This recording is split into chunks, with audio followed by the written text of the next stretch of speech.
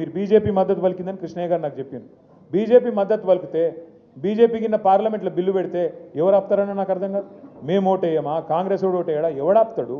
మద్దతు పలుకుడు అంటే ఇక్కడ కాదు కదా. ఒకసారి మోడీ గారి దగ్గర తీసుకుపోమని బీజేపీ వాళ్ళకి చెప్పరు, మేము కూడా వస్తాం. మోడీ గారి దగ్గర అపాయింట్మెంట్ ఇప్పింది, మేమందరం వస్తాం. మోడీ గారు ఒక్కసారి అనుకుంటే దెబ్బకే అయిపోతుంది. తెల్లారి బిల్లు పెట్టచ్చు, స్పెషల్ సెషన్ పెట్టచ్చు, బిల్లు పెట్టచ్చు, ఒడిసేపోతుంది. అంటే నేను అనేది ఏంటంటే ఇక్కడిక్కడ కొట్లాడుకున్నాడు, ఇక్కడ యుద్ధాలు చేసుడు, ఒకళ్ళ మీద ఒకళ్ళు మాటలు చేసుడు, పొన్నం ప్రభాకర్ మమ్మల్ని తిట్టుడు, మేము ఆయన తిట్టుడు, పొన్నం ప్రభాకర్ మళ్ళీ అడ్లూరు లక్ష్మణ్ తిట్టుడు మధ్యలో ఇవన్నీ ఎందుకు ఊకే?